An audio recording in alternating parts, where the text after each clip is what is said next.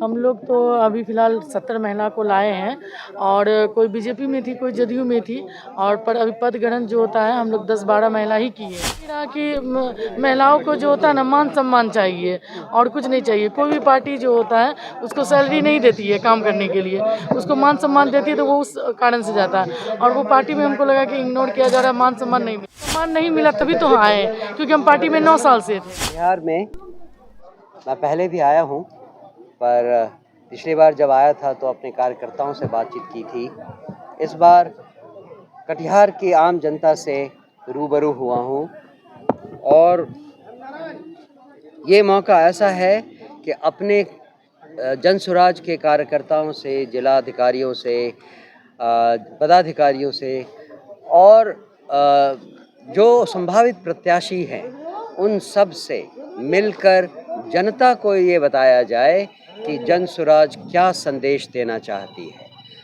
जैसा कि आपने अभी सुना, हमने कहा कि जन स्वराज केवल व्यवस्था बदलने के लिए आई है। जन स्वराज बिहार में शासन पाना अपना प्राइमरी एम नहीं मानती है।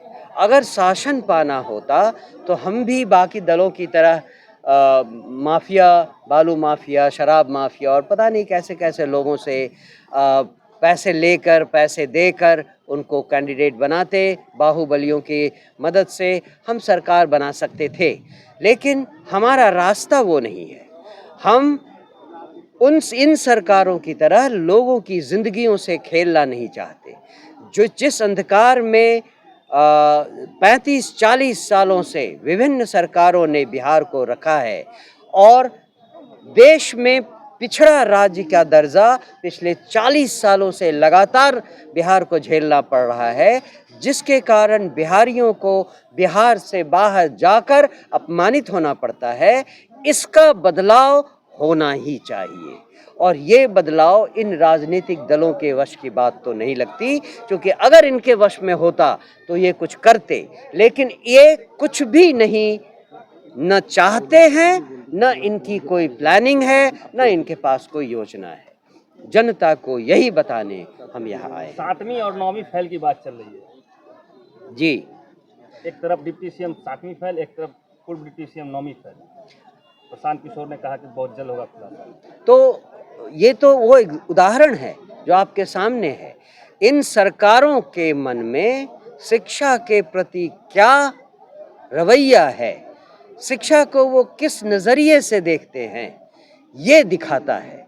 और जब इनके नेता, जब इनके उप मुख्यमंत्री, जब इनके इतने बड़े बड़े नेता 7वीं और 9वीं पास भी नहीं हैं, तो इनसे आप आम जनता को शिक्षा देने की उम्मीद कैसे कर सकते हैं? इनको तो मालूम है कि बाकी लोगों को जितना शिक्षित रखो उतना ही हमारा राजनीतिक फायदा है। इस मेंटालिटी के साथ अगर राजनीतिक दल यहाँ पे 35-40 सालों से राज करके लोगों को बार बार धोखा देते आ रहे हैं, तो ऐसी सरकार को क्यों आगे बढ़ाया जाए? जब तक जनता को ये नहीं सिखाया जाएगा, उनको ये अनुभूति नहीं करवाई जाएगी कि ये पूरा का पूरा जो पावर है, ये पूरी शक्ति उनके हाथ में है। हनुमान की तरह जामवंत बनकर हम उनको उनकी शक्ति का परिचय दे रहे हैं, उनकी शक्ति से उनको वाकिफ करवा रहे हैं। ये आज की ज़रूरत है। बिहार को बदलना है तो इसकी ज़रूरत है, इसी की कोशिश है। जन स्वराज का मिशन जो है बिहार तक ही सीमित रहेगा या फिर इसका विस्तार राष्ट्र स्तर पर होगा? बाद की बात बाद में देखेंगे। आज तो हमारे सामने बिहार है। पहले बिहार की जनता को तो समझा लें। अगर हम बिहार की जनता को समझा पाए तब हम बाकी देश की सोचेंगे। आप ध्यान दें, मैंने ये नहीं कहा कि अगर हमें बिहार की जनता ने जिता दिया या हम बिहार में शासन में आ पाए तब हम बाहर जाएंगे। हमने ये नहीं कहा। हमने ये कहा कि अगर हम बिहार की जनता की सोच बदलने में सफल हो पाए तभी हम बाहर की सोचेंगे। सर, एक सवाल है, जो कार्ड बनाया जा रहा है जन स्वराज की तरह, लोगों को बताया जा रहा है कि 20,000 रुपये मिलेगा, लेकिन लोग पूर्ण रूप से उनकी जानकारी नहीं हो पा रही है, क्या कहेंगे? वो हो जाएगी अभी तुरंत कुछ दिनों के भीतर ही। हम एक बृहद प्रेस कॉन्फ्रेंस करेंगे जिसमें आपको इसकी विस्तृत जानकारी देंगे। इसीलिए मैं अभी आपसे केवल इतना कहूँगा कि 5 वादे जो जनसुराज ने कहे हैं उन सब में सरकार की तरफ से बहुत सारे वादे, जनसुराज की भावी सरकार की तरफ से बहुत सारे वादे किए गए हैं लोगों को ये बताने के लिए कि हमने कोई आउटरेजियस मतलब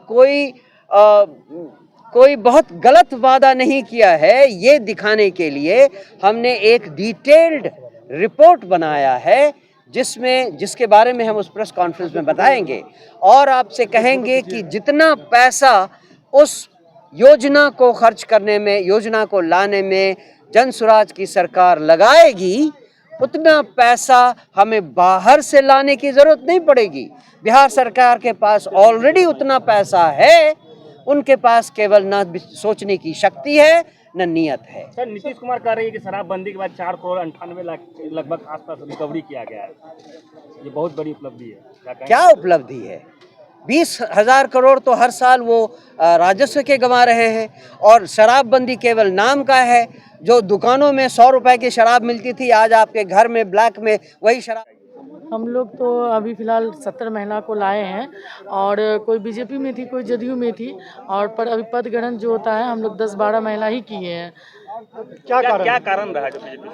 कारण यही रहा कि महिलाओं को जो होता है ना, मान सम्मान चाहिए और कुछ नहीं चाहिए। कोई भी पार्टी जो होता है उसको सैलरी नहीं देती है काम करने के लिए, उसको मान सम्मान देती है तो वो उस कारण से जाता है और वो पार्टी में हमको लगा कि इग्नोर किया जा रहा है, मान सम्मान नहीं मिला, जिस कारण से हम लोग यहाँ पे आए हैं। एनडीए तो कहती है कि महिला को सम्मान दिया जा रहा है। नहीं, सम्मान नहीं मिला तभी तो आए, क्योंकि हम पार्टी में 9 साल से थे, पिछले 9 साल से हम काम कर रहे थे। आज हमको लगा कि नहीं, हमको सम्मान नहीं दिया जा रहा। जनसुराज में महिलाओं को सम्मान मिलेगा? जनसुराज में हमको लगा कि प्रशांत किशोर जी का बात सुने, हम उसका इंटरव्यू देखे तो हमको लगा नहीं, महिलाओं को सम्मान मिलेगा। इसलिए हम सोचे कि सम्मान भी मिलेगा, रोजगार भी मिलेगा और महिला आगे बढ़ेगी, ये विश्वास भी है। इसलिए नीलम कुमारी अभी तो नगर अध्यक्ष पद पे। बीजेपी में हम मंत्री थे।